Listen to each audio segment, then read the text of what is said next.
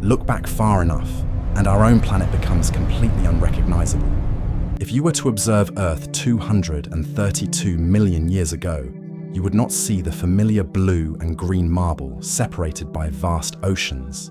Instead, you would be looking at a world dominated by a single, colossal landmass.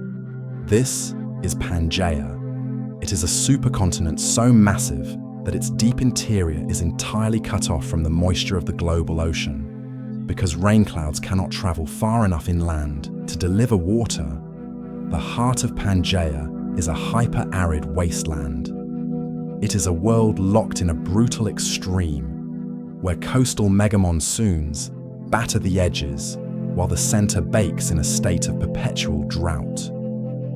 For millions of years, this geological configuration dictated the rules of survival. Life adapted to the dryness. The atmosphere maintained a fragile equilibrium. But planetary systems are rarely static, and the boundaries of habitability are far more volatile than they appear. Deep beneath the surface, massive tectonic forces were preparing to release an unprecedented volume of greenhouse gases into the atmosphere. What follows is not just a localized shift in weather patterns, it is a complete collapse and restructuring of the global hydrological cycle.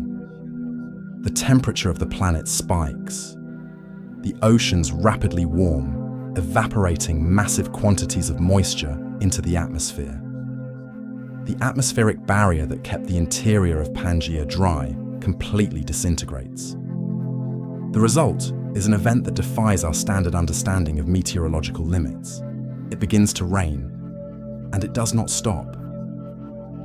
For 2 million years, Earth experiences relentless, continuous precipitation.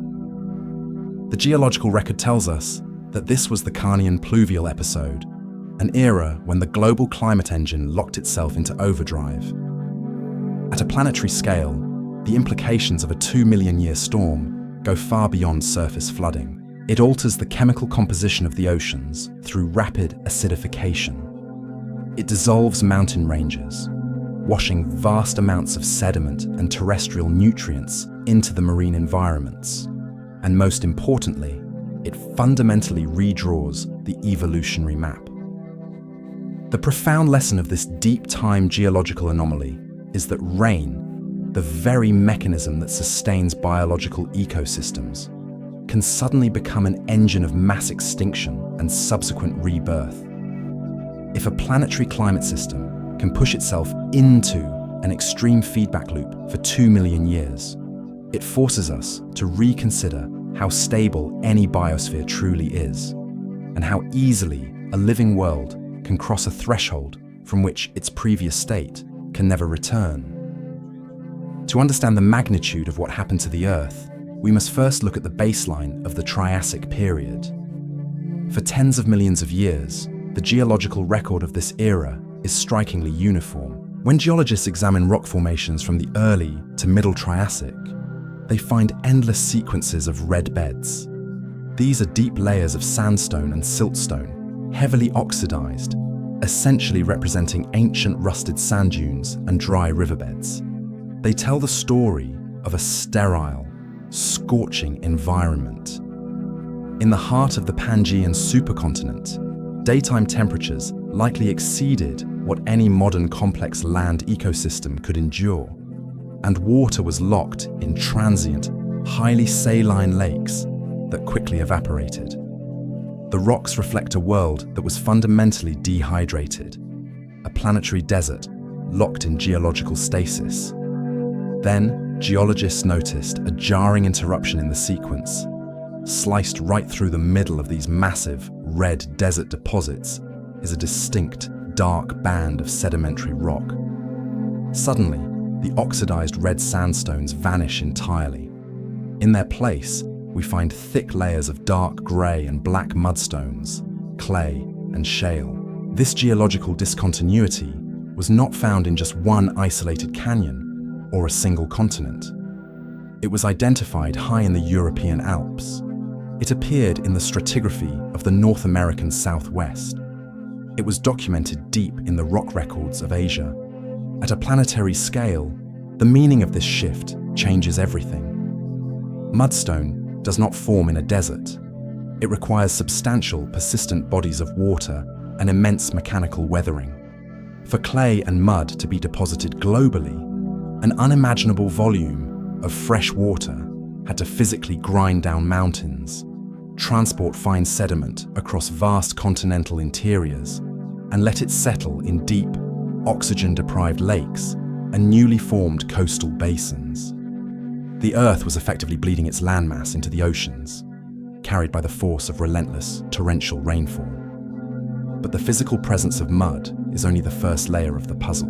When scientists subjected these dark layers to high-resolution isotopic analysis, they uncovered a severe chemical anomaly.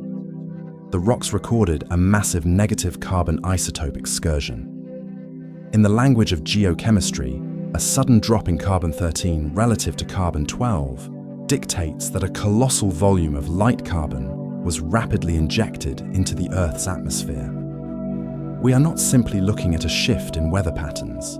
We are looking at the chemical fingerprint of a catastrophic atmospheric disruption. This disruption was driven by the eruption of the Pangaea large igneous province, a massive volcanic rift system that pumped millions of megatons of carbon dioxide into the sky over a geological heartbeat. This mechanism triggered a runaway greenhouse effect. The oceans absorbed the trapped heat, surface evaporation accelerated exponentially, and the atmosphere became saturated with water vapor. The global thermostat broke, initiating a massive acceleration of the hydrological cycle.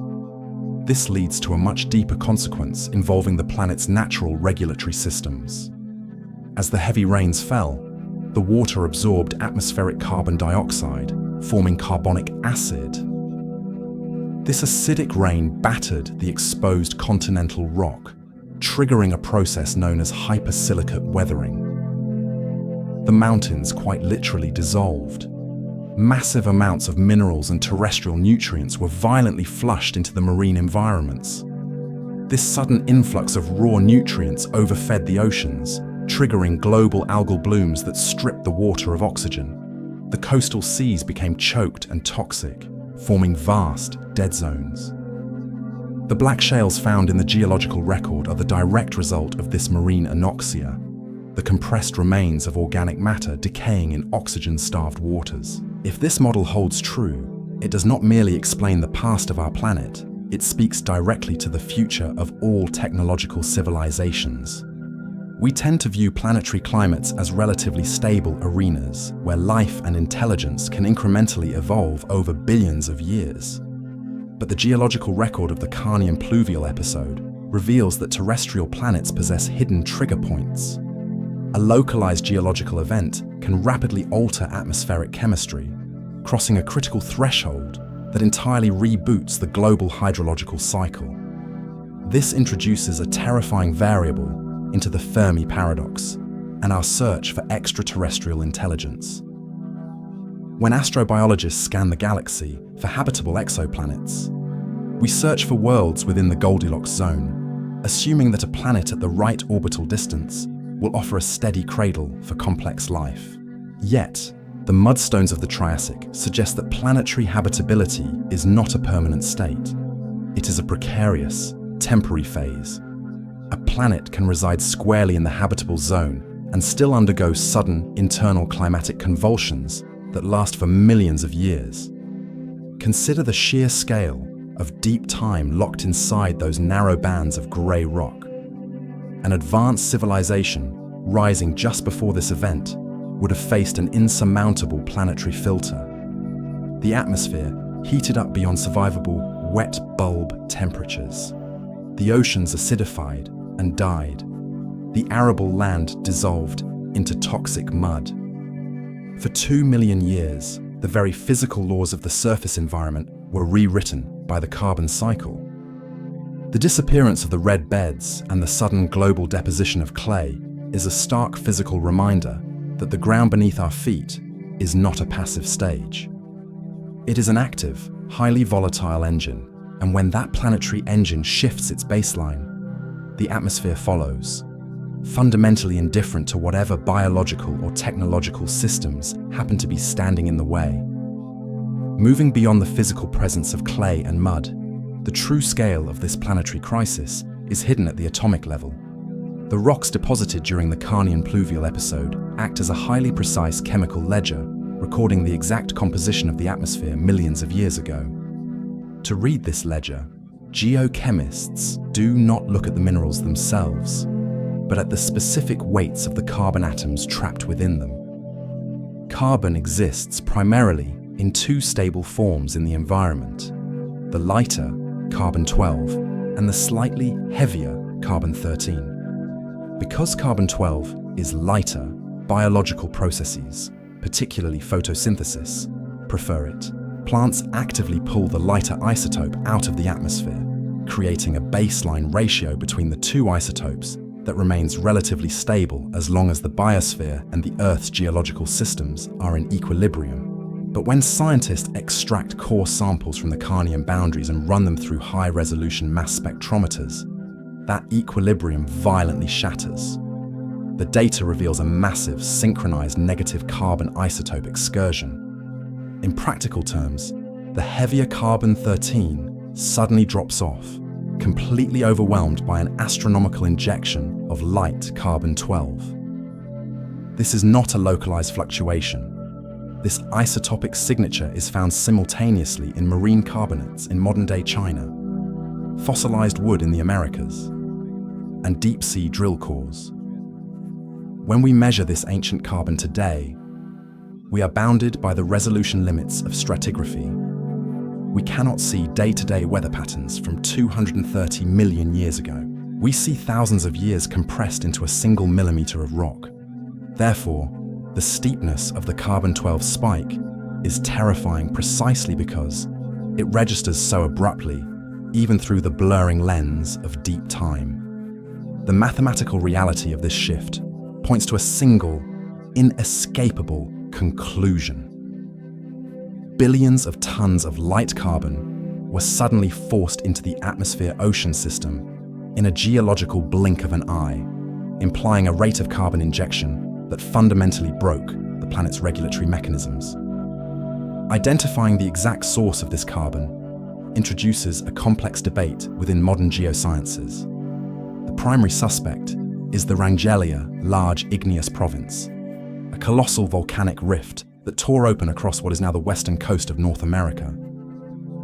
This was not a standard volcanic eruption. It was an effusive fissure system that bled molten basalt for hundreds of thousands of years, pumping megatons of deep earth carbon dioxide directly into the sky. Yet, some climate modelers argue that even the immense scale of Pangaea is mathematically insufficient to account for the sheer steepness of the carbon-12 spike. This leads to a much deeper consequence involving the planet's hidden carbon reservoirs.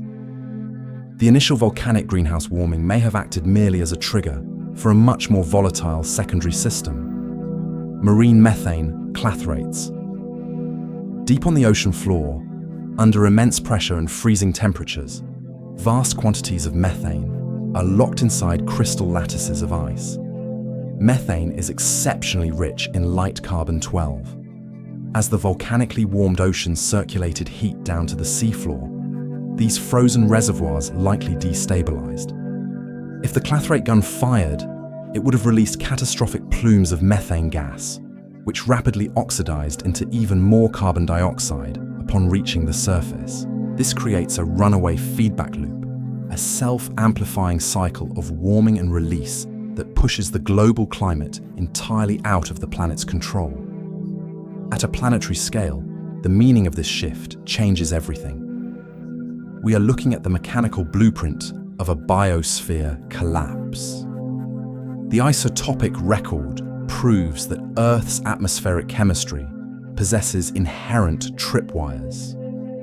Once a specific thermal threshold is crossed, the planet's own internal storage systems weaponize themselves against the surface environment. And right here, this geological mechanism begins to connect to a much larger question regarding the lifespan of technological civilizations. In the context of the Fermi paradox and the search for extraterrestrial intelligence, The sudden injection of carbon-12 serves as a stark warning about planetary fragility. Astrobiologists often consider the Great Filter as a technological bottleneck, assuming advanced species destroy themselves through artificial intelligence or nuclear warfare. But the Carnian Pluvial episode suggests that the filter might simply be the innate thermodynamics of carbon-based atmospheres. Any industrial civilization, by definition, taps into buried carbon reservoirs to fuel its initial ascent. If a natural volcanic rift can accidentally trigger a runaway methane release and plunge a planet into a 2 million year climatic nightmare, an emerging civilization blindly altering its isotopic baseline is essentially playing with a loaded planetary weapon. If we were observing Earth from a distant star system during this exact moment using advanced atmospheric spectroscopy, we would see a world abruptly cloaked in an opaque, heat-trapping haze. The sudden surge in carbon would mask the presence of complex life, making the planet appear entirely hostile. This fundamentally challenges our current astrobiological models for identifying habitable exoplanets. A planet undergoing a transient hyperthermal event might be incorrectly catalogued as a dead greenhouse world, when in reality, it is simply enduring a localized, albeit massive, geological fever. The dark chemical signature buried in the Triassic rock is a silent testament to the fact that habitable worlds are conditionally stable at best. The atmosphere is not a permanent sanctuary. It is a highly reactive chemical equation, and once the balance tips, the planet simply resets the board. The isotopic anomalies locked in the Triassic mudstones demand a physical source of staggering proportions. To find it, we have to look away from the baking supercontinent of Pangaea and dive deep into the Pangaea, the singular global ocean that covered the rest of the Earth. Far beneath the waves, the planet's internal heat engine was destabilizing. A massive upwelling of superheated rock, known as a mantle plume, was rising from the boundary of the Earth's core. When this thermal anomaly hit the underside of the oceanic crust, it did not produce a single, towering volcano. Instead, it tore the crust open like a zipper over thousands of miles. This was the birth of the Pangaea Large Igneous Province, a geological event of such magnitude that it fundamentally alters our understanding of planetary mechanics. Pangaea was an effusive fissure system. For hundreds of thousands of years, the seafloor continuously ruptured, bleeding millions of cubic kilometers of low-viscosity basalt into the water. In modern geology, we classify these as flood basalts, but the term barely captures the reality. This was the rapid, violent resurfacing of a significant fraction of the ocean floor. Because the vast majority of these eruptions occurred under deep water, the immediate mechanics were governed by extreme hydrostatic pressure. The crushing weight of the ocean initially suppressed the explosive release of gases. Instead of blowing ash into the stratosphere, the magma extruded into the freezing abyss, rapidly cooling into massive, bulbous structures known as pillow basalts. We know this because tectonic plate movement eventually scraped fragments of this ancient seafloor onto the western coast of North America, where geologists can examine the physical structure of the Wrangelian lavas today. The water acted as a temporary physical lid, containing the immediate violence of the rupture. But the problem does not stop at the seafloor. The ocean can act as a thermal and chemical buffer, but it possesses a strict threshold. As the eruptions continued relentlessly, the sheer volume of geothermal heat began to warm the deep oceanic basins. More critically, the magma was saturated with volatile compounds. Every cubic meter of basalt that cooled underwater expelled enormous quantities of carbon dioxide, sulfur, and halogens directly into the marine environment. The Pangaea Ocean was essentially being force-fed greenhouse gases from below, slowly changing its fundamental chemistry. Measuring the exact rate of this outgassing remains a contentious frontier in modern geophysics. The physical evidence we possess today is incomplete, heavily eroded, and scattered across different tectonic plates. Because of these limits in the geological record, climate modelers fiercely debate the tempo of the Pangaea event. Did the magma erupt in a slow, steady pulse over millions of years, allowing the ocean to gradually absorb the chemical load? Or did it violently discharge the bulk of its volume in a rapid burst lasting only a few millennia? The difference in these models dictates whether a biosphere can adapt or completely collapse under the sudden chemical shock. This leads to a deeper consequence regarding how planetary systems interact. The boundary between the lithosphere and the biosphere is usually mediated by millions of years of gradual weathering and slow carbon cycling. Pangaea represented a catastrophic short circuit of that system. The deep Earth bypassed the slow cycle and injected its chemical payload directly into the active surface environment, forcing the atmosphere and the oceans to react almost instantly on a geological timescale. At a planetary scale, the meaning of this mechanism changes entirely, touching upon a fundamental paradox in astrobiology. When we search for life on exoplanets, we specifically look for worlds with active plate tectonics and mantle convection. We consider geological activity a strict prerequisite for long-term habitability, necessary to recycle carbon and maintain a protective magnetic field. Yet, the Pangaea event demonstrates that this very same geological engine is entirely capable of sterilizing the surface it supports. If this is true, it forces us to re-evaluate the concept of the Great Filter. We often imagine cosmic threats to emerging civilizations as external, like asteroid impacts or nearby supernova, or entirely artificial, born from technological hubris. But the late Triassic suggests that terrestrial planets carry an internal ticking clock. A world can sit safely within its star's habitable zone, possess a stable orbit, and harbor a thriving, complex ecosystem, only to be entirely rewritten by a random thermal pulse from its own core. The sheer indifference of a large igneous province to the life existing above it suggests that long-term biological survival is largely a matter of geological luck. The lifespan of a complex biosphere, and by extension any technological civilization that might arise from it, is strictly at the mercy of the deep mantle. Pangaea proves that the ground does not simply support life, it merely tolerates it for a time. And occasionally, the mechanics of the planet require a completely new equilibrium, regardless of what is breathing on the surface. To fully comprehend the sheer volume of greenhouse gases required to break a planet's climate, we have to look past the spectacular surface eruptions. The true devastating power of a large igneous province like Pangaea is not found in the lava that breaches the surface, but in the magma that never makes it out. As millions of cubic kilometers of molten rock surged upward from the mantle, a vast percentage of it stalled within the Earth's crust. Finding the path of least resistance, this pressurized magma forced its way horizontally between existing layers of rock, forming massive subterranean sheets known as sill complexes.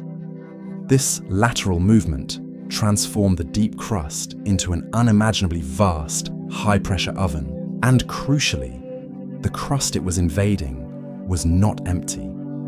Over hundreds of millions of years, the ocean floors and continental margins had accumulated thick layers of sedimentary rock. These layers were packed with the compressed remains of ancient marine life, locked away as organic-rich shales, massive deposits of limestone, and buried pockets of fossil hydrocarbons. When basaltic magma, superheated to over 2,000 degrees Fahrenheit, violently intrudes into these wet, carbon-heavy sediments, the physical reaction is immediate and catastrophic. We are looking at the mechanics of contact metamorphism acting on a planetary scale. The rock does not simply melt, it chemically detonates.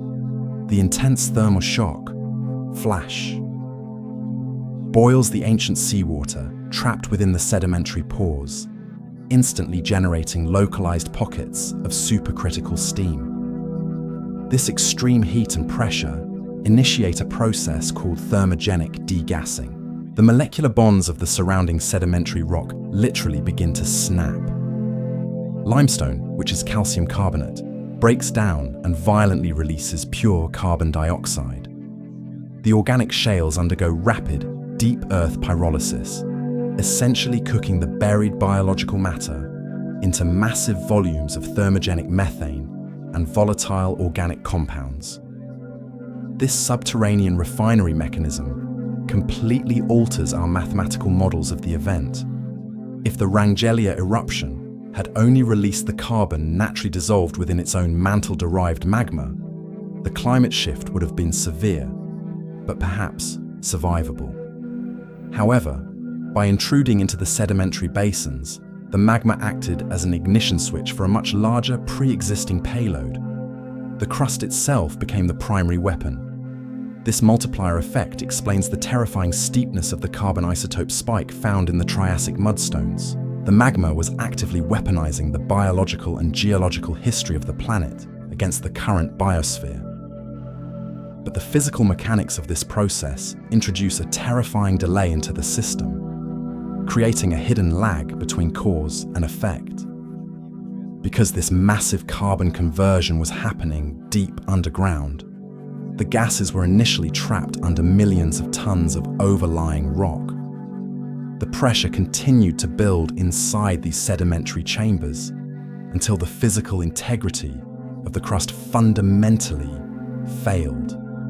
The resulting breaches did not look like standard volcanoes.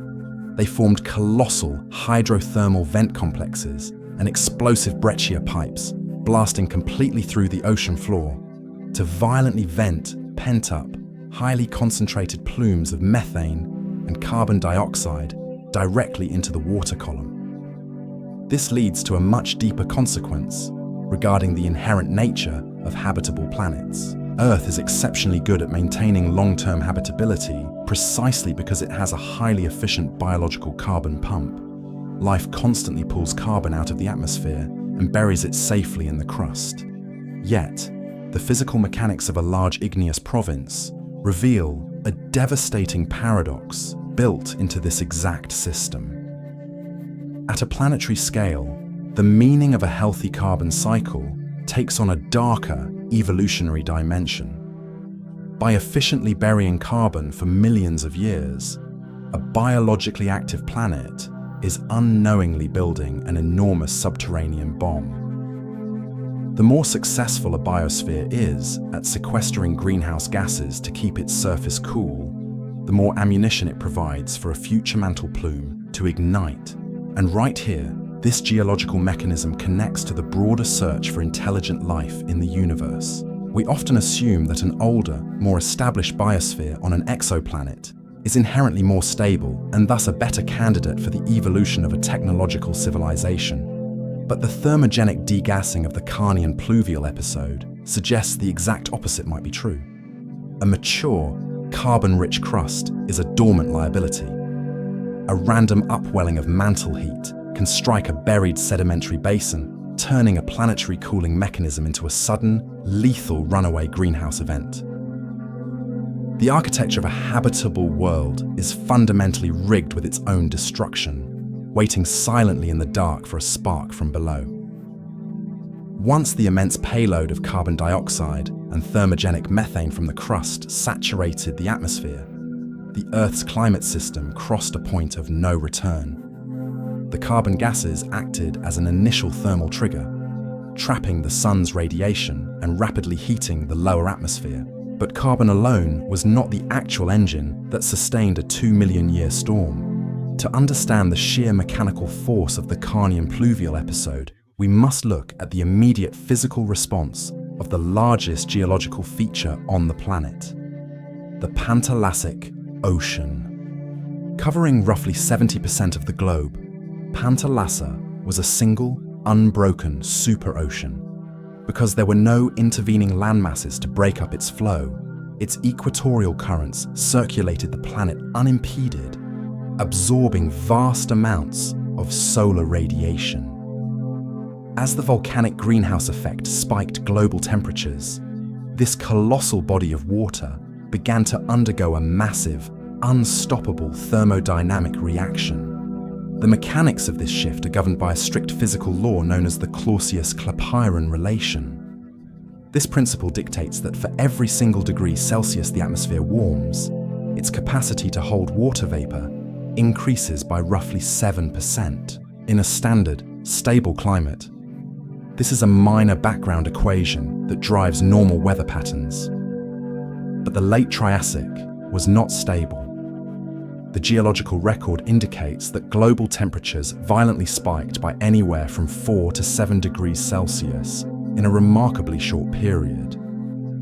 This leads to a much deeper consequence regarding atmospheric physics. The sky above Pangaea physically expanded its dimensional capacity to absorb moisture. The rapidly warming ocean surface responded by evaporating at an unprecedented, violent rate. Millions of cubic miles of seawater were translated into gas and pulled directly into the lower atmosphere. The immense kinetic energy of this evaporation process began to fundamentally alter the density and behavior of the troposphere.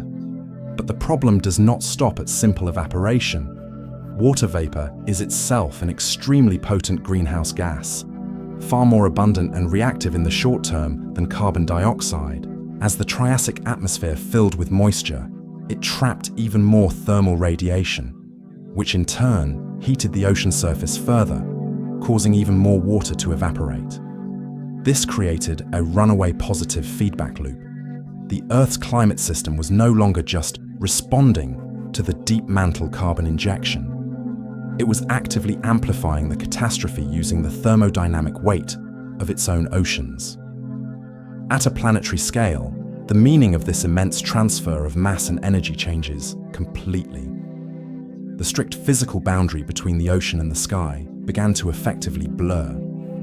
The atmosphere became supersaturated, behaving less like a mixture of gases and more like a high-altitude, boiling sea.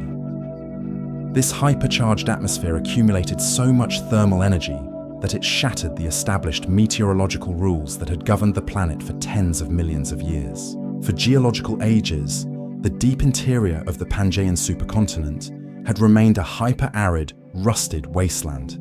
Massive high-pressure systems sitting over the landmass had created an invisible, impenetrable wall, preventing coastal moisture from ever traveling inland. But the supersaturated atmosphere of the Carnian possessed too much kinetic force to be contained.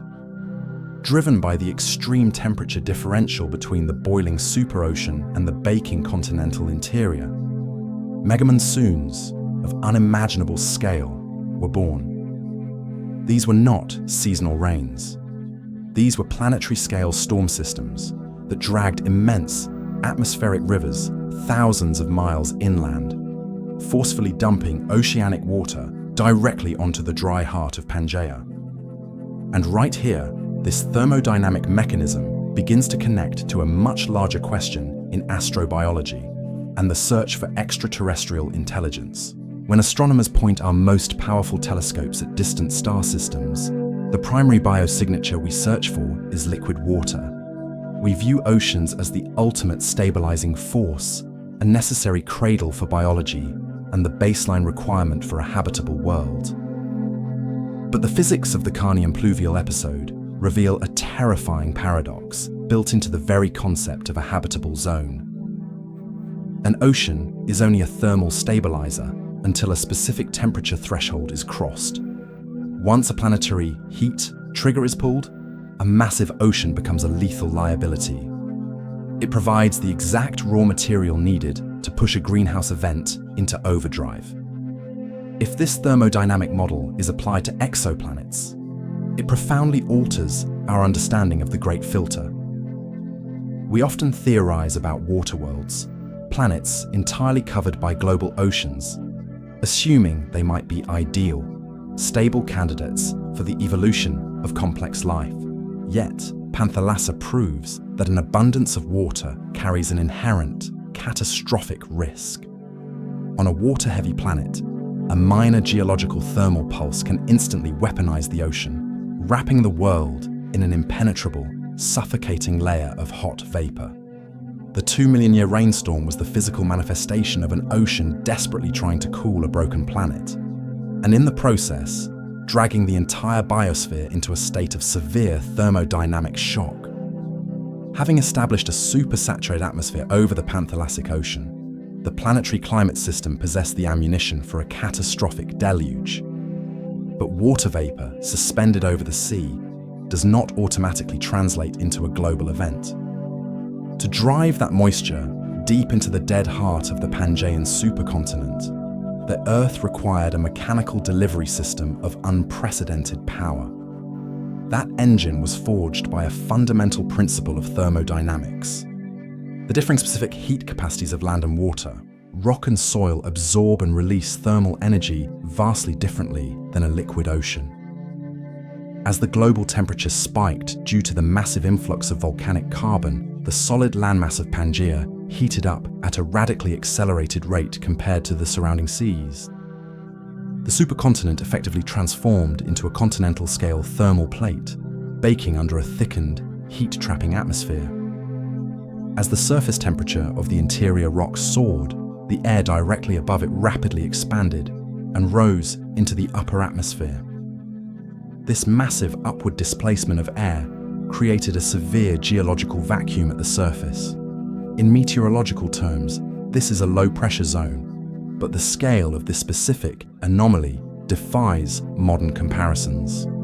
The entire interior of Pangaea became a singular, planetary-scale pressure sink. Nature abhors a vacuum, and the laws of fluid dynamics dictate that high-pressure systems will inevitably rush in to fill the void. The surrounding high-pressure air mass sat directly over the Pangaea Ocean. Crucially, this air was now heavily burdened with the immense volume of water vapor generated by the warming seas. Driven by the extreme temperature and pressure differential, the atmosphere began to violently equalize. The ocean air was drawn inward with immense gravitational and kinetic force, completely shattering the invisible atmospheric barriers that had kept Pangaea an arid wasteland for tens of millions of years. This mechanism birthed a mega monsoon system that fundamentally reorganized the Earth's atmospheric circulation cells. Modern monsoons, such as those that drive the seasonal rains in South Asia, operate on this exact same thermal differential principle. However, the Triassic anomaly was operating with an unbroken landmass spanning from pole to pole and a heat engine fueled by a deep mantle carbon injection. The resulting weather patterns were not localized storms. They were atmospheric rivers of staggering proportions, continuous bands of hyper-concentrated moisture, thousands of miles wide, acting as high-speed conveyor belts carrying millions of tons of liquid mass directly into the continental interior. But the problem does not stop at simple wind patterns. The physical transfer of this much mass from the ocean to the land alters the kinetic energy of the troposphere. When water vapor condenses into liquid rain, it releases latent heat back into the atmosphere. This release of secondary thermal energy fuels the storm systems further, creating massive updrafts that pull in even more moisture from the coasts. The mega monsoons became highly organized, self-sustaining thermodynamic engines. They did not just break the drought, they actively prevented the high-pressure dry air from ever returning, locking the continent into a permanent torrential feedback loop. At a planetary scale, the meaning of this atmospheric realignment changes completely. We are looking at a fundamental vulnerability inherent in the geography of any terrestrial world. When we apply this thermodynamic model to the broader cosmos, it revolutionizes how we assess the habitability of exoplanets. In the search for extraterrestrial intelligence, astrobiologists frequently model the climates of super-Earths or planets with highly asymmetrical land-to-water ratios. A prime target for observation are tidally locked planets orbiting red dwarf stars, where one side faces eternal daylight and the other is frozen in perpetual night. Current models suggest life could thrive in the twilight strip between the two extremes. Yet, the mega-monsoons of Pangaea highlight a severe flaw in relying on average temperature gradients. If an exoplanet possesses a large, contiguous landmass exposed to stellar radiation, a minor spike in greenhouse gases will instantly radicalize its pressure differentials. The resulting atmospheric rivers would possess enough kinetic force to physically scour the surface, rendering any otherwise habitable zone structurally lethal. And right here, this geological dynamic begins to connect to a larger question regarding the lifespan of technological civilizations. A species evolving on a world dominated by a supercontinent would naturally build its infrastructure, agriculture, and population centers around the established, predictable climatic baseline. They would view the deep interior as geographically safe from coastal storms. But the physics of the Carnian Pluvial episode demonstrate that a stable climate on a supercontinent is an illusion maintained entirely by a fragile, atmospheric pressure equilibrium. If that equilibrium is disturbed by a sudden carbon excursion, whether from a natural volcanic province or artificial industrial outgassing, the transition to a mega-monsoon state is not gradual. It is a sudden, violent flipping of the atmospheric switch. The wind patterns reverse, and the oceans are essentially weaponized and dropped onto the inland ecosystems. The atmospheric physics that drove the 2-million-year rainstorm serve as a stark mathematical proof. Planetary habitability is highly localized, and the very thermal dynamics that generate gentle coastal breezes hold the latent capacity to completely dismantle a civilization's geographical foundation. To fully grasp the mechanics of the Carnian Pluvial episode, we must abandon the simplified image of a continuous, gentle drizzle lasting 2 million years. The physical reality of a hypersaturated, greenhouse-driven atmosphere is far more violent and structured. Our current climate models, constrained by the resolution limits of the sedimentary record, suggest that the deluge was not a singular uniform state, but a series of high-intensity climatic oscillations. We are looking at a system dominated by periodic, colossal storm pulses rather than constant precipitation. The primary driver of this pulse-like behavior is the latent heat of condensation, as moisture-laden air from the Pangaean Ocean moved deep into the heart of Pangaea. The massive scale of the supercontinent acted as a thermal trigger. When the air reached the interior, the sheer volume of precipitation released massive amounts of latent heat, which warmed the mid-troposphere. This localized heating disrupted the pressure gradients that were driving the moisture in the first place, temporarily stalling the atmospheric rivers. The system would then effectively reset, allowing heat to rebuild until the pressure differential reached a critical threshold, triggering another, even more violent surge of storms.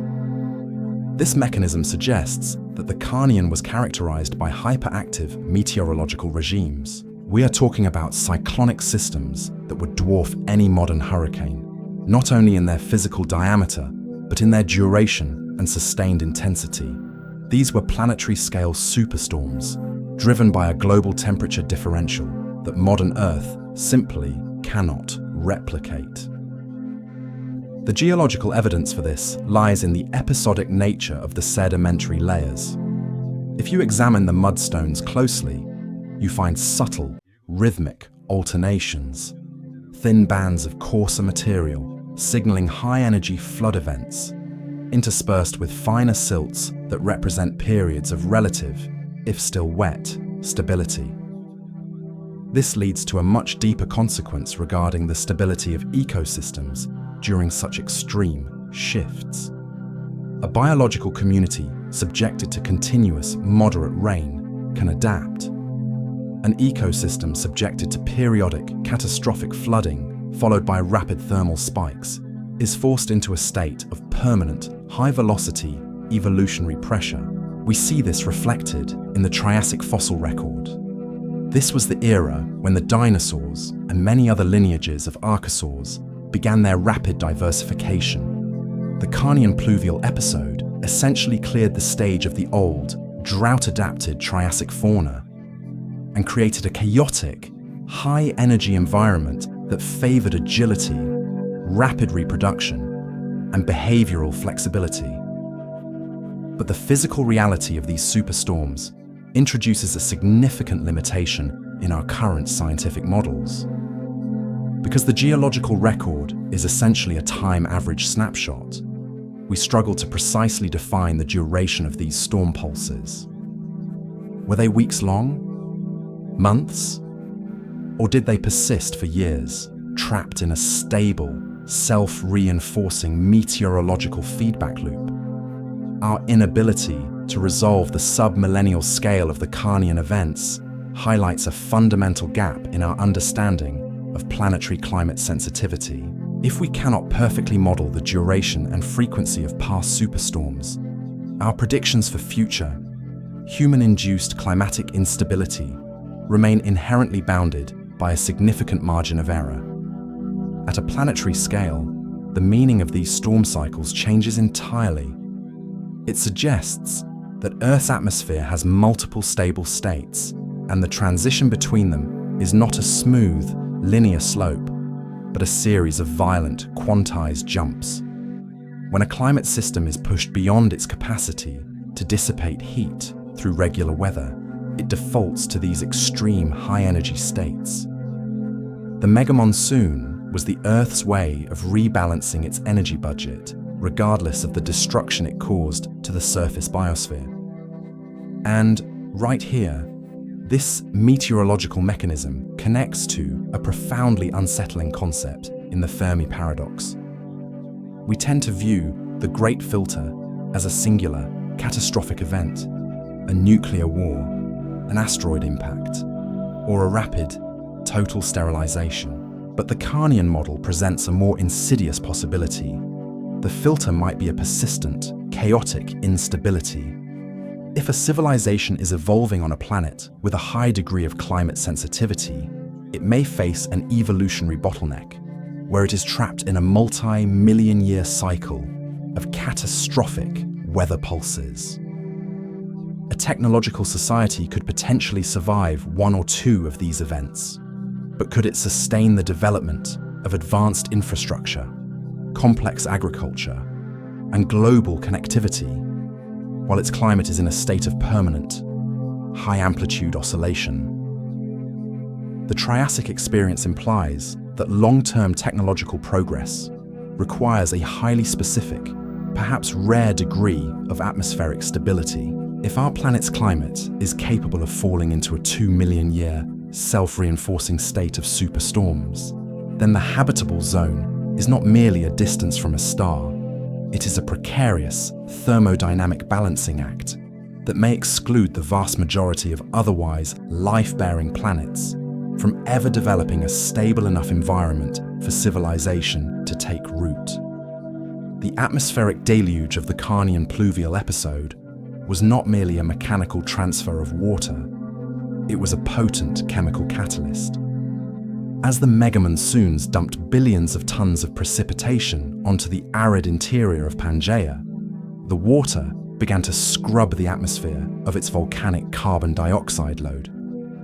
This process, known as atmospheric washout, created a global event of persistent pervasive acid rain. The carbonic acid formed in the process turned the raindrops into active corrosive agents that began to systematically dismantle the continental landscape. We are witnessing the acceleration of hypersilicate weathering. Under standard geological conditions, silicate minerals in rock are slowly broken down by rainwater over hundreds of thousands of years, a process that naturally regulates Earth's climate by locking carbon into stable carbonate minerals. During the Carnian, the massive increase in rainfall and the lowered pH of the water forced this chemical breakdown to occur at a frenetic, non-equilibrium pace. Entire mountain ranges, which had been stable for millions of years in the desert conditions of the early Triassic, were effectively dissolved by the chemistry of the storm. This chemical assault on the landscape fundamentally altered the geochemical balance of the planet.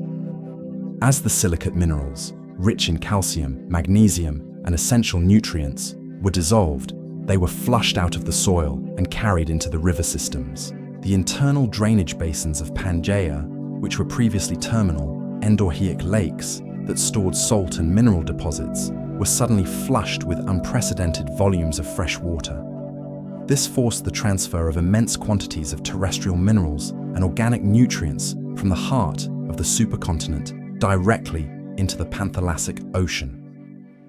The scale of this sediment transport is recorded in the geological layers of the period as thick, widespread successions of marine shales and clay-rich deposits that blanketed previously barren coastal shelves.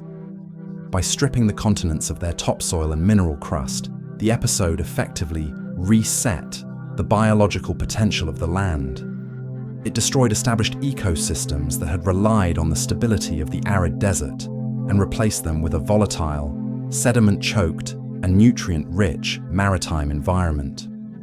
But this event leads to a much deeper consequence for the Earth's long-term climate stability. While the accelerated weathering served as a natural feedback mechanism to eventually pull the excess carbon dioxide out of the atmosphere, it triggered a secondary ecological catastrophe in the marine realm. The sheer volume of nutrients, nitrates, and phosphates flushed from the dissolving continents fueled massive, global-scale algal blooms. As these massive biological growths died and sank to the seafloor, their decomposition consumed all available oxygen in the water column. This led to the widespread development of anoxic, or oxygen-deprived, marine dead zones. At a planetary scale, the meaning of this shift is profound. We see a direct mechanical link between the chemical stability of the atmosphere and the biological viability of the oceans. The Carnian Pluvial episode demonstrates that a geological event designed to cool the planet by sequestering carbon through weathering can inadvertently sterilize the biosphere by suffocating its oceans. The Earth's regulatory mechanisms are not inherently benevolent. They are blind, reactive systems that can trade one form of habitability for another. And right here, this chemical mechanism connects to a foundational debate in astrobiology regarding the habitability of rocky planets. When we look for signs of life on other worlds through spectroscopy, we hunt for chemical disequilibrium, the presence of gases that shouldn't exist together if the atmosphere were in a simple, cold, chemical dead state. We assume that a stable atmosphere is a sign of a healthy, life-bearing world.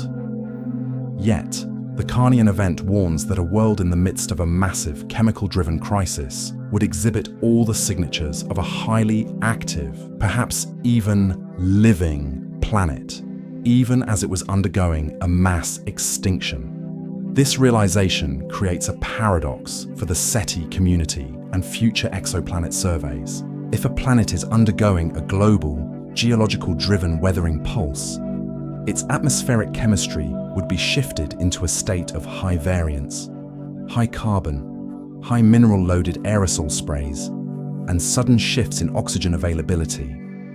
A civilization observing such a planet might mistakenly categorize it as having a highly active, biologically productive atmosphere, when in reality, it is a world in the throes of a long-term, self-correcting chemical fever. The dissolution of the Pangaean Mountains is a silent reminder that our understanding of planetary health is profoundly incomplete. We are only observing the current snapshot of a system that is constantly rewriting its own chemistry through violent, periodic, and occasionally catastrophic planetary-scale chemical reactions.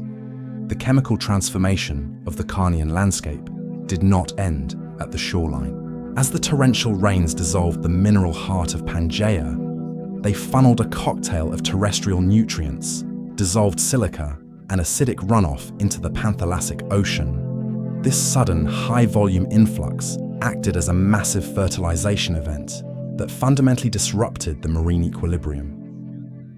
In the calm, sun-drenched coastal shallows where ancient life flourished, the influx triggered unprecedented global-scale algal blooms. These mats of organic matter grew with frantic speed, only to die and sink to the sea floor, where their decomposition initiated a biological process that would reshape the Earth's oceans. The decomposition of this massive organic load consumed dissolved oxygen at a rate that the ocean's natural circulation could not replace. This led to the formation of widespread, severe marine anoxia, essentially creating vast, underwater deserts where oxygen-dependent life could no longer exist. The geological record of this is stark. The transition from oxygenated, light-colored marine carbonates to dark, organic-rich black shales is a global signature. These shales represent the graveyard of the Triassic oceans, where the bottom water was stripped of all life-sustaining gas.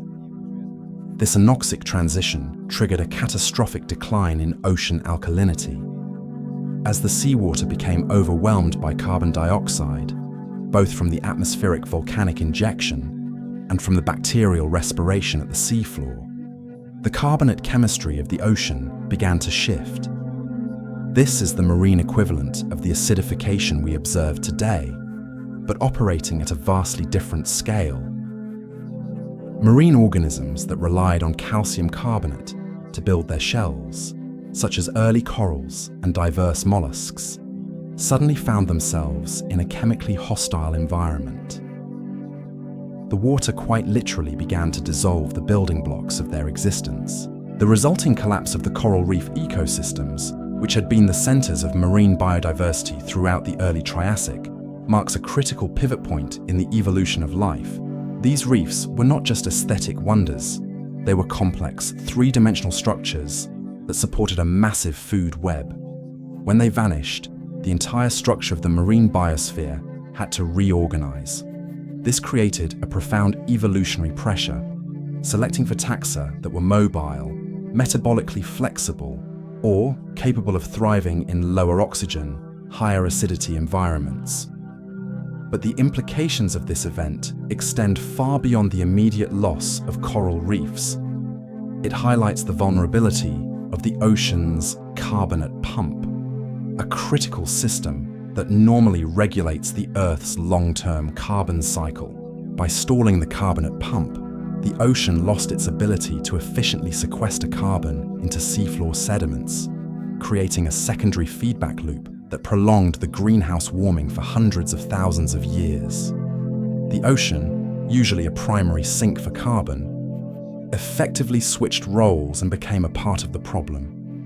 At a planetary scale, the meaning of this shift is deeply unsettling. It reveals that the stability of complex marine ecosystems is not a given. It is a precarious result of delicate chemical and biological balances.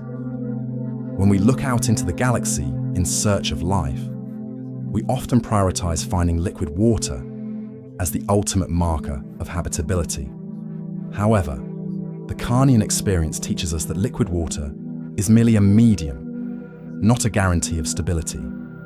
A planet can have a vast, deep, and stable-looking ocean, yet possess a highly volatile carbonate chemistry that can undergo a total, lethal collapse due to minor external shifts in atmospheric composition. And right here, this marine mechanism connects to the broader puzzle of the Fermi paradox. If the transition to complex, reef-building life is a critical developmental step for a biosphere, then any planetary threshold that can systematically erase those ecosystems acts as a powerful, silent, great filter. We tend to view planetary threats to intelligence as discrete, violent events, a giant impact, or a flare-up of a star. Yet the geological record shows that a slow, chemical, and largely invisible degradation of the ocean's ability to support complex, structural life might be a far more common way for a planet to reset its biological clock. If this geological model holds, the history of Earth might be characterized by a series of hidden, chemical resets that we are only now beginning to recognize. This implies that the evolution toward a civilization-building intelligence requires not just a habitable planet, but a planet with a specifically robust, chemical buffering capacity that can withstand even major internal volcanic or tectonic pulses. If the ocean's alkalinity is the foundation of structural complexity, and that foundation can be dissolved by its own carbon cycle, then the rise of an intelligence might be a much rarer statistical anomaly than our current optimistic models suggest. We are the survivors of a long, unstable, and often chemically hostile planetary history, and our future is tied to maintaining the same delicate chemical balances that the Triassic Ocean so dramatically failed to protect. As the Carnian deluge fundamentally reorganized the hydrological cycle, it acted as a violent evolutionary filter for the terrestrial biosphere.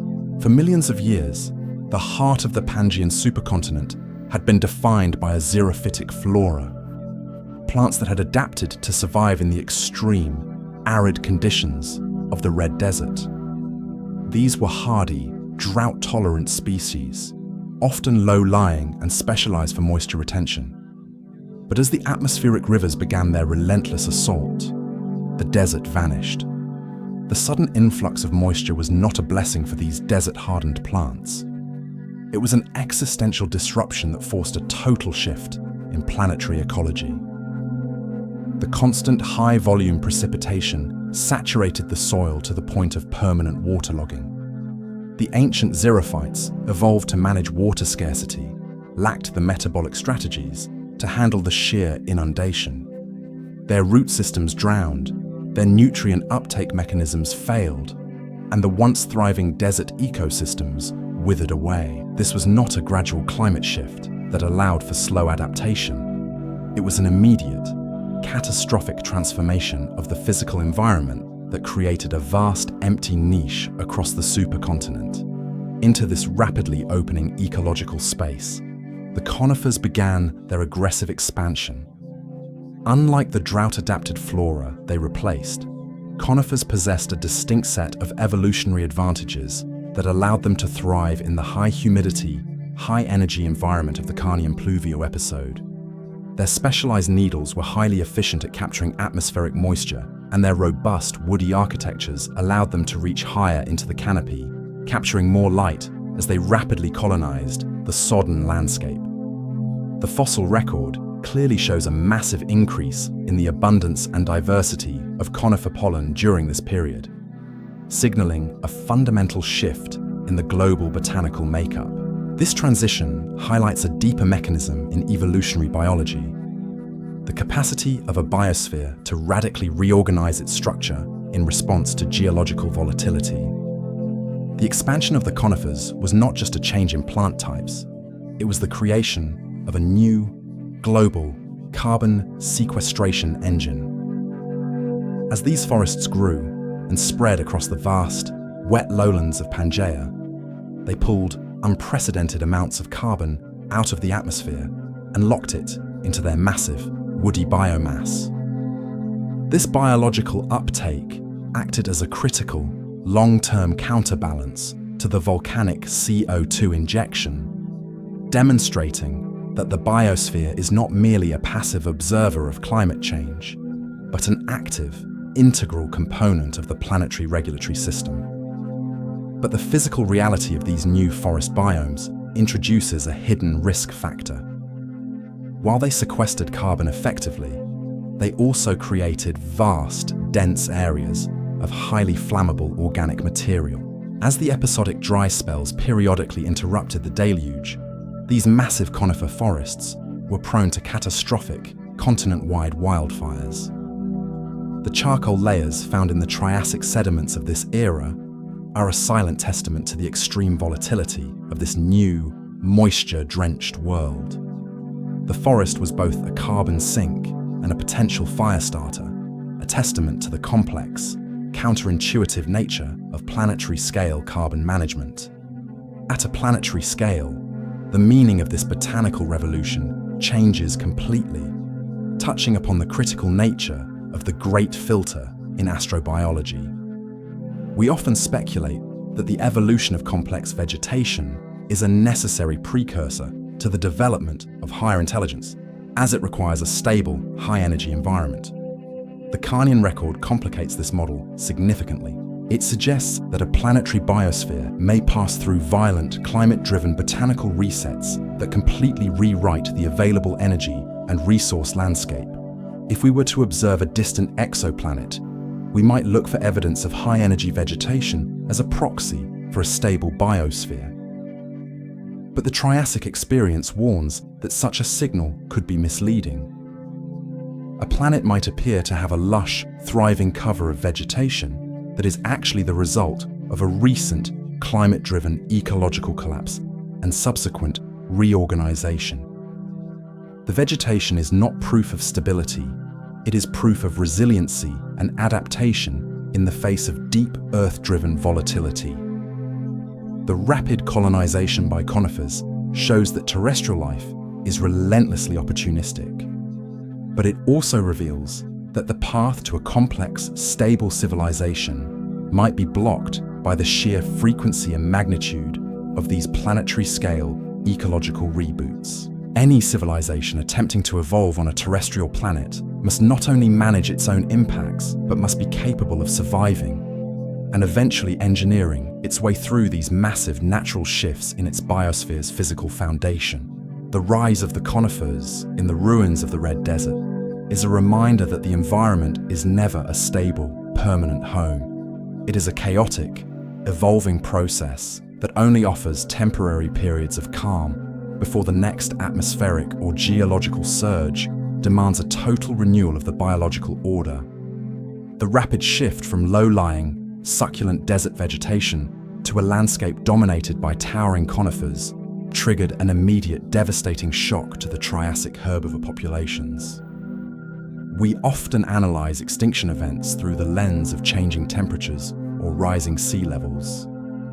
But the most profound pressures are frequently found at the microscopic chemical interface between the organism and its food source.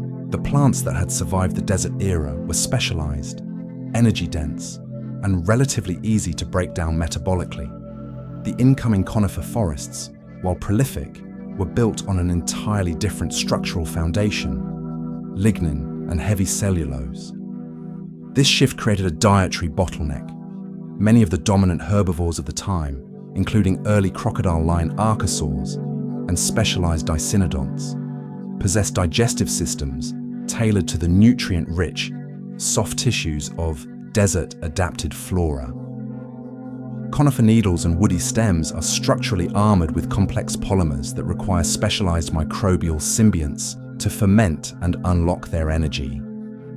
Without the necessary internal biome, these animals faced a paradoxical crisis.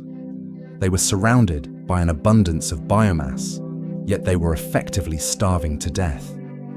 The mechanical impact was compounded by the dietary fiber load. The increased lignin content of the conifers significantly slowed down gut transit times. As herbivores attempted to ingest this new, harder vegetation, their digestive tracts became chronically impacted. This is not merely a matter of hunger. It is a physiological breakdown.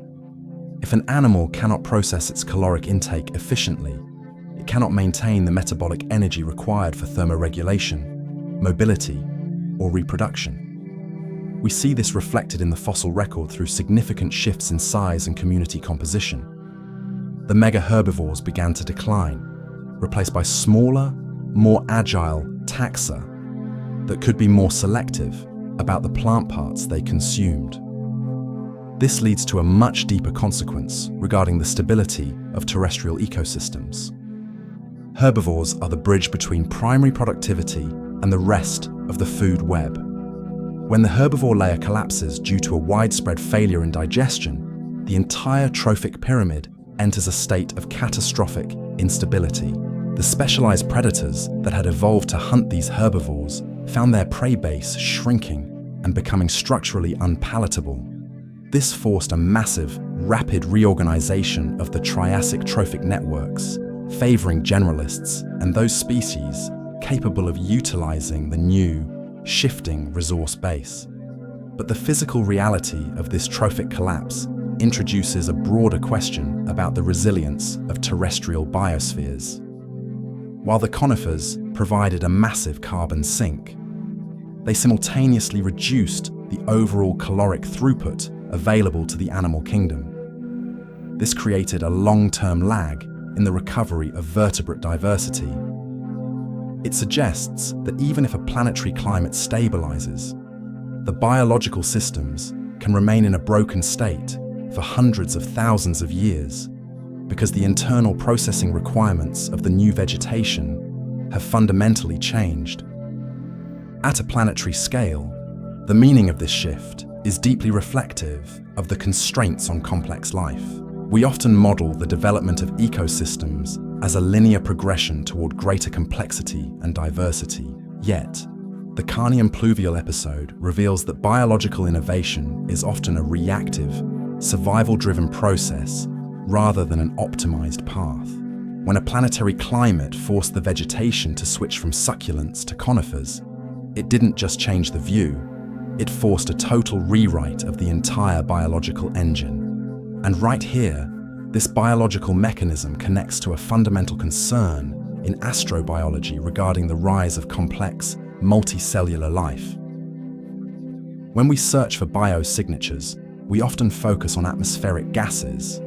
But if an exoplanet's biosphere is prone to these trophic bottlenecks, where the vegetation evolves faster than the herbivores can adapt, then the window for complex life to evolve and potentially progress toward intelligence might be extremely narrow. If a planet's primary producers, the plants, and primary consumers, the herbivores, frequently fall out of sync due to rapid climate-driven botanical shifts, the emergence of advanced vertebrate-like animals may be statistically rare. We might be looking for civilizations in a galaxy populated by planets where the plant life dominates, but where the internal biome required to unlock the energy of those plants never successfully bridged the evolutionary gap. The collapse of the Triassic herbivores suggests that the transition to a high-energy, complex food web is not just about the availability of light, water, and soil. It is about the sustained, multi-level synchronization of organisms that are metabolically capable of exploiting their environment. We are the beneficiaries of a highly specific evolutionary history where our ancestors managed to cross that bridge, reminding us that intelligence may be the final, most precarious result of an extremely long, messy, and highly contingent chain of biological adaptations. While the herbivore guilds that had defined the Triassic were struggling to adapt to the new, lignified conifer forests, a different, more dynamic lineage of archosaurs was beginning to rise. These were the early dinosaurs. For millions of years, they had been marginal players, small and relatively insignificant in an ecosystem dominated by the sturdy, crocodile-line archosaurs. However, the environmental restructuring triggered by the Carnian Pluvial episode provided exactly the opening they needed. The success of the early dinosaurs was not accidental. It was tied to a suite of highly specific biological adaptations that made them exceptionally well-suited for a rapidly changing, unstable world. The most critical of these adaptations was their respiratory physiology.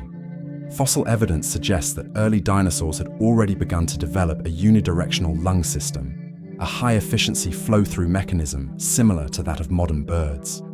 Unlike the bellows-style lungs of mammals or early reptiles, where air moves in and out through the same path, the avian-style system keeps a constant, fresh stream of oxygenated air moving across the lung surface.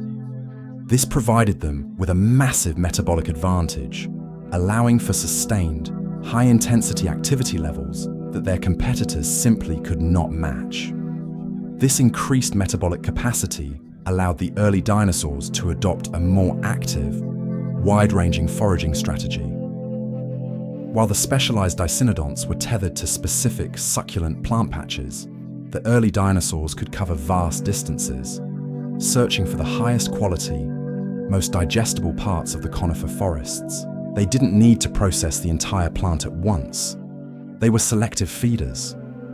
By moving quickly and efficiently across the sodden landscape, they minimized the time spent in the nutrient-poor, waterlogged areas, effectively outmaneuvering the more sedentary herbivores that were trapped by their own rigid dietary requirements. But their physiological advantage extended beyond just respiration. The structural anatomy of the early dinosaurs, particularly the bipedal configuration, allowed for increased speed and agility. This was not just for predator avoidance. It was a fundamental shift in how they interacted with a fragmented, changing habitat. In a world of periodic superstorms and rapidly shifting ecological zones, mobility is the primary survival trait. The dinosaurs were built for a volatile world, capable of migrating long distances to follow ephemeral resource flushes, ensuring they always stayed ahead of the climate-driven landscape changes. This leads to a much deeper consequence regarding the role of innovation in evolutionary success. We often perceive the rise of the dinosaurs as a purely biological triumph, but it was really an interaction between climate-driven opportunity and physiological potential. The Carnian Pluvial episode acted as a massive global-scale stress test.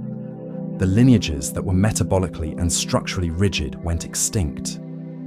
The lineages that possessed the evolutionary flexibility to move, selectively feed, and sustain higher metabolic rates thrived. The dinosaurs were the first true geological generalists of the Mesozoic. At a planetary scale, the meaning of this shift is profound. It demonstrates that the survival of a lineage is often determined by the alignment of their internal evolutionary baggage with the external environmental pressures of a crisis era. The dinosaurs' ability to thrive in the aftermath of the Carnian deluge was not a predestined path, but a serendipitous outcome of physiological adaptations that had evolved long before the crisis began. And right here, this biological mechanism connects to the broader puzzle of intelligence and technological development. We often search for signs of intelligence in the universe by looking for complex, brain-heavy organisms. Yet, the rise of the dinosaurs reminds us that the primary filter for any species attempting to reach a higher level of complexity is basic, metabolic throughput. Before a creature can develop the energy-intensive neural hardware required for intelligence, it must first develop the metabolic infrastructure, the respiratory and circulatory efficiency, to survive in a world of constant change. If we apply this to the Fermi paradox, it suggests that the great filter might not just be a matter of surviving nuclear fire or climate collapse.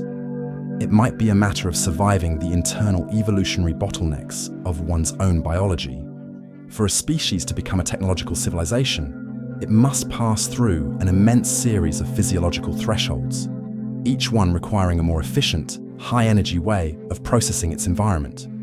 The dinosaurs were the first to demonstrate that a high-metabolism, agile approach to the world is a powerful strategy, yet they were ultimately limited by their own biological architecture. They mastered the world of the Triassic, but they could not contemplate it. The jump from biological efficiency to technological consciousness remains the most profound and perhaps the rarest transition in the history of life on Earth. Beyond the physiological advantages, the fossil record of the Carnian Pluvial episode reveals a rare, high-resolution snapshot of an evolutionary explosion. When paleontologists track the diversity indices of archosaurs across the Carnian boundary, they observe a sharp, undeniable surge. This is not just a gradual increase in the number of species.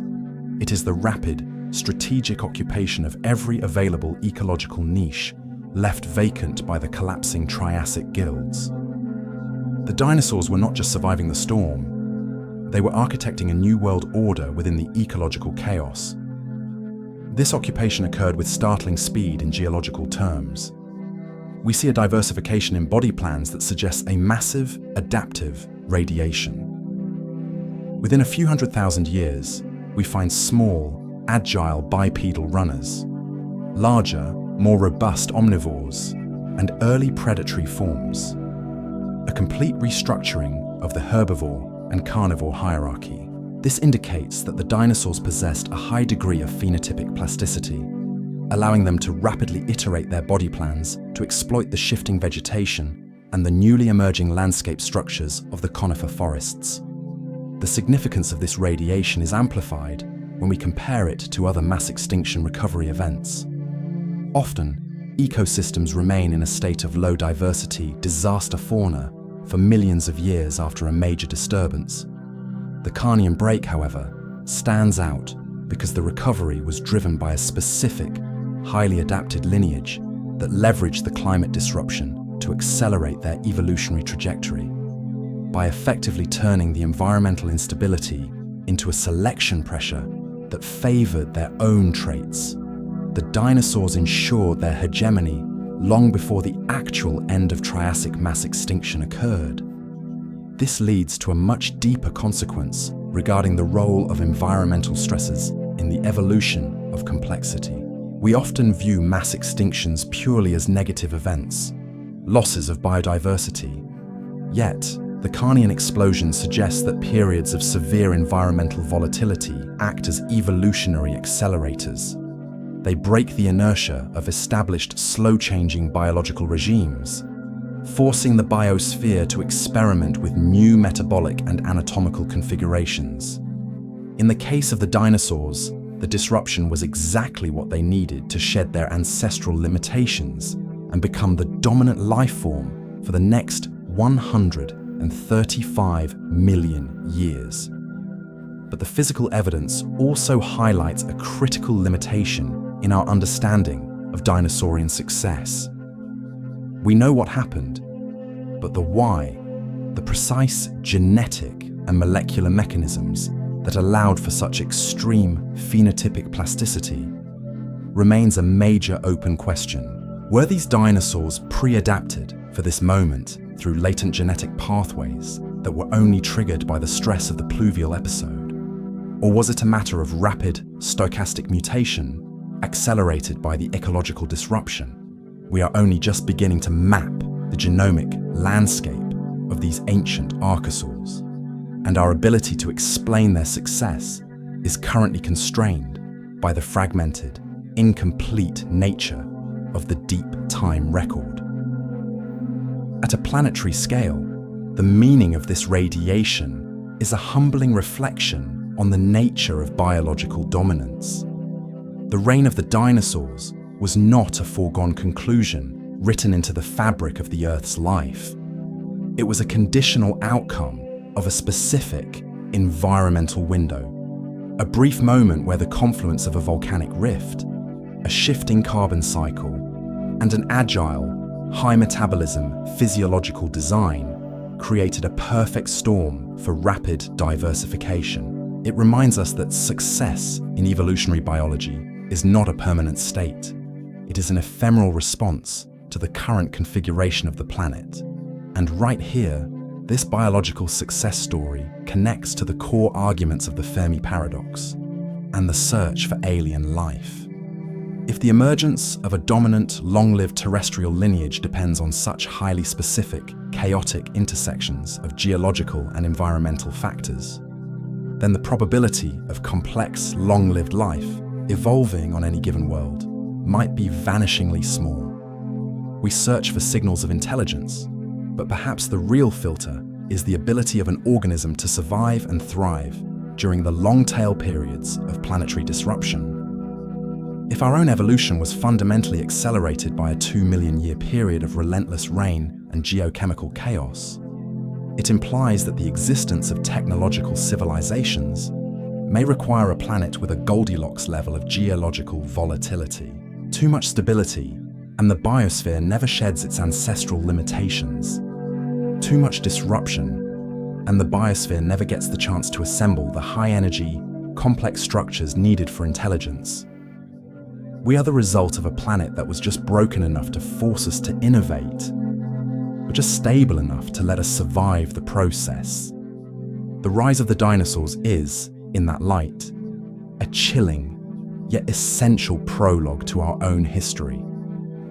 A reminder that we are not the masters of our environment, but rather the temporary, opportunistic beneficiaries of a long, unstable, and violent planetary history.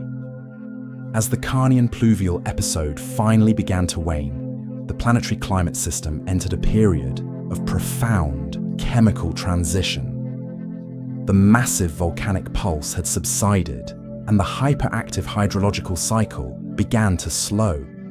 But the Earth was left with an atmosphere overloaded with carbon dioxide and oceans choked with dissolved minerals. The path toward cooling required a new biological engine, one capable of pulling carbon out of the water column and permanently burying it in the deep sea floor.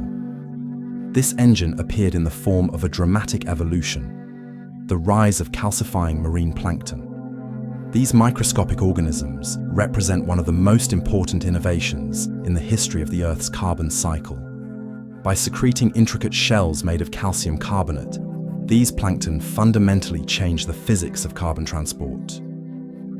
Before their dominance, the burial of carbon was largely a process of accumulating fine, wind-blown dust and large-scale terrestrial sediment wash-off. Calcifying plankton, however, introduced the biological pump, a continuous, high-efficiency vertical conveyor belt. As these organisms died, their heavy, mineralized shells acted as ballast, dragging organic carbon deep into the abyssal sediments, where it was locked away for geological eons. This evolution was not an isolated event. It was a response to the ocean's altered chemistry. The extreme weathering of the continents during the deluge had increased the concentration of calcium and bicarbonate ions in the seawater, effectively creating a supersaturated marine environment. The plankton utilized this surplus, converting an atmospheric pollutant, dissolved carbon dioxide, into a solid geological feature. This provided a self-regulating mechanism for the planet. The more carbon the plankton buried, the more the atmospheric concentration fell, and the closer the climate returned to its long-term baseline. The efficiency of this biological pump allowed for a much more rapid stabilization of the Earth's climate than geological weathering alone could have achieved. It effectively partitioned the ocean into a surface layer that could interact with the atmosphere and a deep layer that functioned as a permanent storage vault. The emergence of these calcifiers is a primary reason why the post-Carnian Triassic was able to cool down so effectively, preventing the runaway greenhouse conditions that had threatened to sterilize the surface. But the physical success of this biological pump introduces a significant long-term dependency. Once the climate system became reliant on the biological pump to sequester carbon, the health of the entire planetary thermostat became tied to the stability of these microscopic populations. This creates a new, hidden vulnerability. If any future event were to disrupt the marine environment, be it through extreme acidification or a lack of specific nutrients, the biological pump could fail. Without it, the planet would lose its most efficient way of removing carbon, leading to a much slower, much more painful recovery from any greenhouse excursion. At a planetary scale, the meaning of this shift is a lesson in planetary scale biological engineering. It suggests that complex life does not just adapt to the planet. It actively modulates the planet's physical properties to be more conducive to its own persistence. This is the Gaia hypothesis in a concrete, verifiable form. The plankton did not intentionally decide to cool the planet. Rather, those populations that thrived in the mineral-rich waters of the post-Carnian era were the ones that happened to be the most efficient at sequestration. The planet's climate settled into a state of equilibrium because the dominant biology at the time created that stability as a byproduct of its own metabolic success.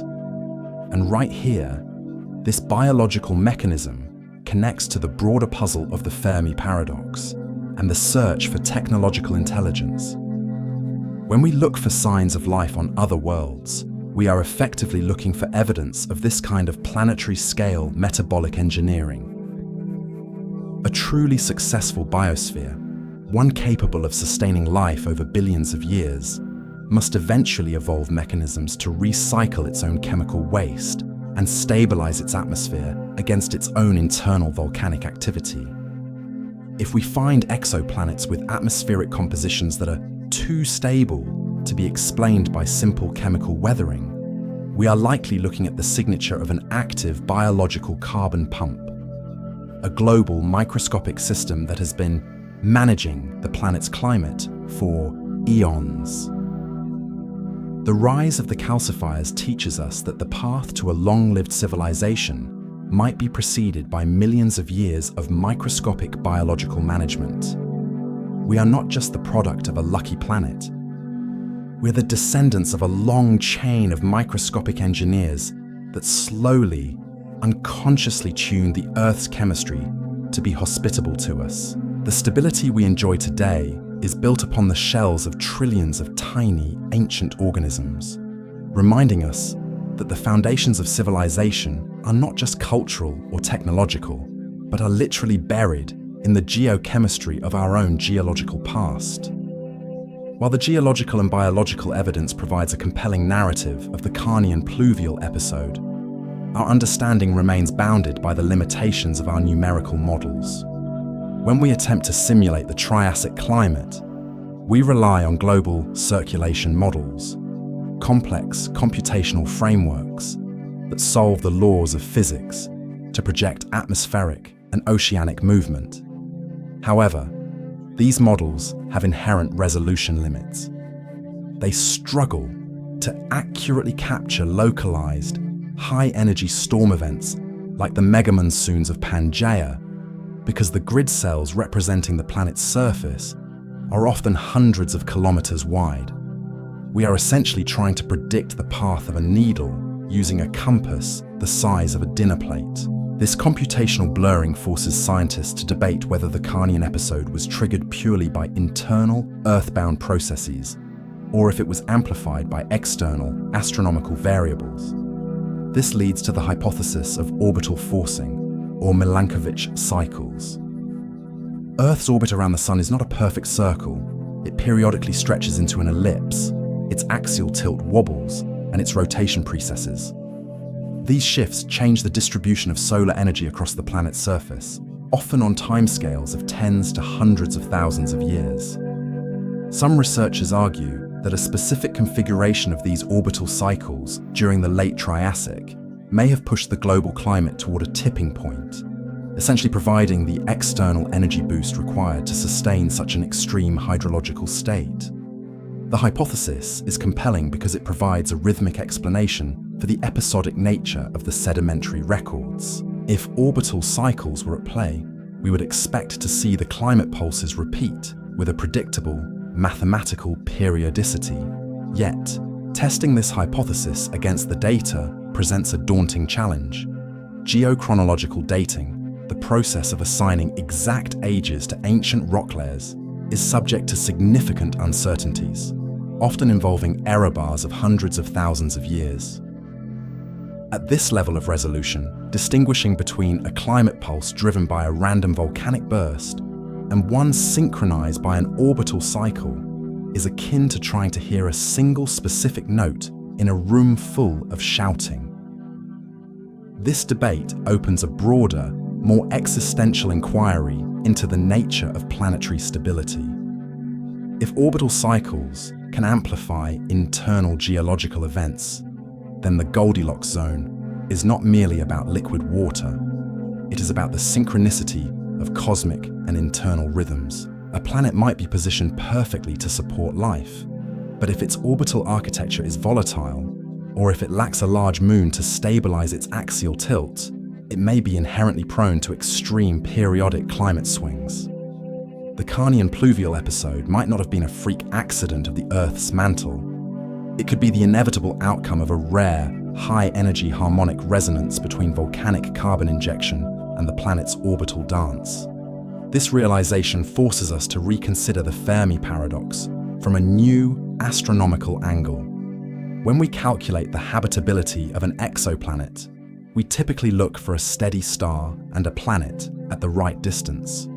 We rarely, if ever, incorporate the long-term orbital stability of that planet into our primary habitability index. If the rise of complex life requires millions of years of relative climatic predictability, then the vast majority of planets in the galaxy might be effectively sterile, not because they lack the necessary elements for life, but because their orbital paths are simply too erratic to allow for a multi-million-year period of stable biological development.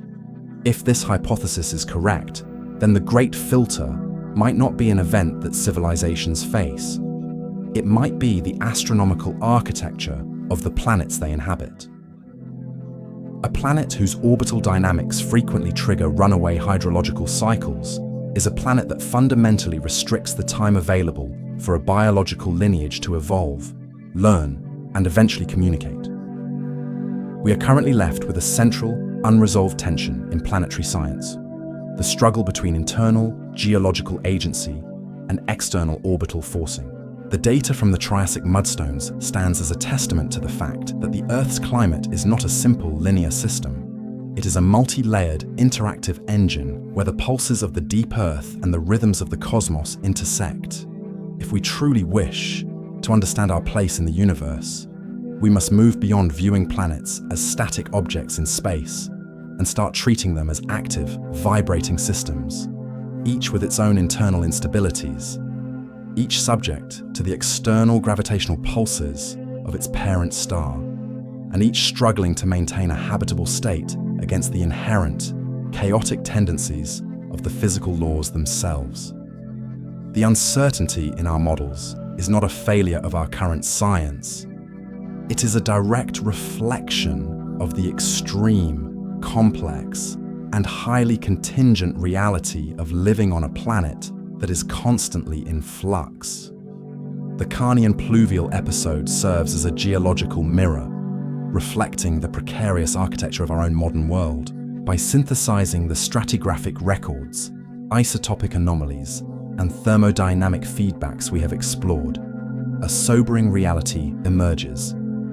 Earth's climate system is not a stable state, but a dynamic, multimodal engine that can switch regimes when forced beyond critical thresholds. The 2-million-year rainstorm was not an aberration. It was a physical demonstration of the planet's innate ability to initiate a massive corrective reset of its own atmospheric chemistry. When we compare the geological drivers of the Carnian, a colossal volcanic rift, and a massive thermogenic carbon release, to the anthropogenic carbon emissions of the 21st century, the parallels are uncomfortable. While our current industrial impact is operating at a pace that exceeds even the most rapid volcanic events of the deep past, the fundamental physics remain the same. The planet responds by accelerating the hydrological cycle. We are already observing this in the increasing intensity of storm systems, the redistribution of moisture into historically arid basins, and the destabilization of marine ecosystems. The Carnian record provides the only empirical data set for what happens when these processes are allowed to compound for millions of years. This leads to a much deeper consequence regarding the sustainability of our current civilization. We have built our global infrastructure, agriculture, and urban centers on the assumption that the climatic baseline of the Holocene, the last 10,000 years of relative stability, is the planetary default. The history of the Carnian Pluvial episode suggests that this stability is a transient phase, an interglacial window that can be slammed shut by the very carbon cycle feedback loops we are currently accelerating. Our civilization's resilience is not determined by our technological sophistication, but by our capacity to mitigate the planetary scale triggers that we are pulling. But the lesson of the Carnian is not one of inevitable collapse. It is one of deep time perspective. The biosphere survived. It reorganized. It eventually reached a new equilibrium. However, that transition took 2 million years of environmental chaos and a complete turnover of the dominant biological lineages. For an industrial society that operates on the scale of decades, a multi-millennial climate reset is effectively a total erasure of the status quo. The great filter of the Fermi paradox might simply be this: the transition period between an emerging, resource-intensive civilization and a mature, sustainable planetary steward. Any civilization that fails to recognize the inherent volatility of its own carbon-based atmosphere will eventually be pruned by the very planetary systems it seeks to dominate. At a planetary scale, the meaning of this entire episode changes from a historical curiosity to a vital set of instructions for our future. We are learning that the Earth's atmosphere is a highly reactive, non-linear system. The isotopic signature of the Carnian is a warning that our current carbon injection is not just changing the temperature, it is modifying the chemical state of the oceans, the biological productivity of the land, and the kinetic energy of the global climate. We are no longer just living on the planet. We are, through our emissions, becoming the primary geological agent of the planet's next major transition. And right here, this geological narrative connects to the search for extraterrestrial intelligence. If we are looking for signs of other civilizations, perhaps we should not be searching for radio waves or light pulses, but for the specific, recognizable chemical footprints of planetary-scale climate management. A truly advanced civilization would likely be identifiable by its ability to modulate its carbon cycle and prevent the kind of runaway feedback loops that defined the Triassic. The lack of detectable signals in our current surveys, the silence of the cosmos, might be because the threshold for a long-lived technological society is the mastery of its own planetary metabolism. In conclusion, the mudstones and black shales of the Carnian Pluvial episode are more than just rock. They are a historical simulation of what happens when a terrestrial planet loses control of its internal thermostat. They remind us that the ground beneath our feet and the air above our heads are not passive supports for our civilization. They are active, powerful, and deeply indifferent systems. The history of the Earth is a long, complex, and often violent process of self-correction. As we move forward into our own planetary scale transformation, we have the unique advantage of reading the record of the past, a luxury that few civilizations in the universe might ever possess. The question is no longer whether we can influence the climate, but whether we can recognize the magnitude of the system we are altering and navigate the transition before the planet decides to rewrite the rules for us.